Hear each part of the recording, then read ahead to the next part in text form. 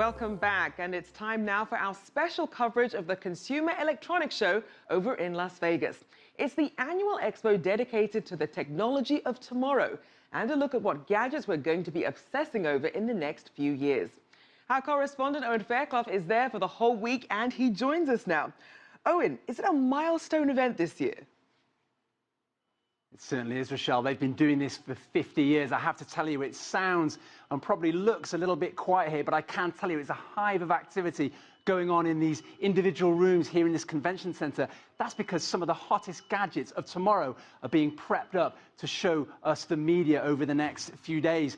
I mentioned they've been doing this for 50 years. This is the place, Las Vegas, that debuted things like black and white television, VCR, DVDs, the Xbox, gadgets that have revolutionized the world in some respects and indeed have disappeared as well. We've got some 81% of the world's countries represented. Lots of French companies making a big comeback. We'll talk a little bit more about that during the week, all happening over a space the size of around 30 football fields with some 4,000 or so companies represented here in Las Vegas.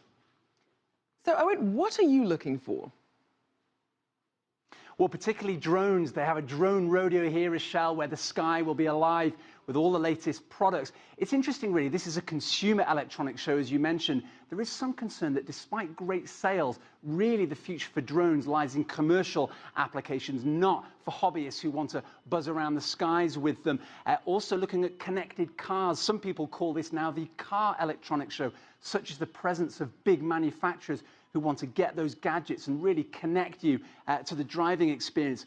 And also, we're going to talk a lot about Samsung as well. This is the first major conference, major global exhibition that Samsung will appear at since that battery crisis that killed off, the exploding battery crisis that killed off the Galaxy Note 7 line last year.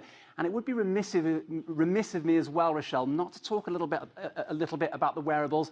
You're a child of the 80s. You might remember Marty McFly in those self-lacing shoes in Back to the Future 2. They exist. They're going to be here, another French company showing off those shoes. And I'm also going to try and find out why us guys need to wear anti-radiation boxer shorts. Yes, they're here too. Well, that should be very interesting. And as you mentioned, some of the companies there, let's also look at some of the Chinese firms that are going to be exhibiting at CES. What do you think we can expect there?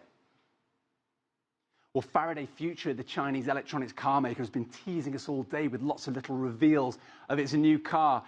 It's going to unveil a production car. It really caused a storm here at the last edition where it unveiled a concept car. Now, Faraday Future, the Chinese company, are actually going to go into production with a full electronic car. They're going to reveal it here on Tuesday. We will be looking throughout the week at all those gadgets that we think are either going to be a hit or a miss. Remember, we have a full team here. Our digital colleagues are here, so we'll have all sorts of content for you on Facebook and Twitter, of course, on our newly relaunched CGTN America.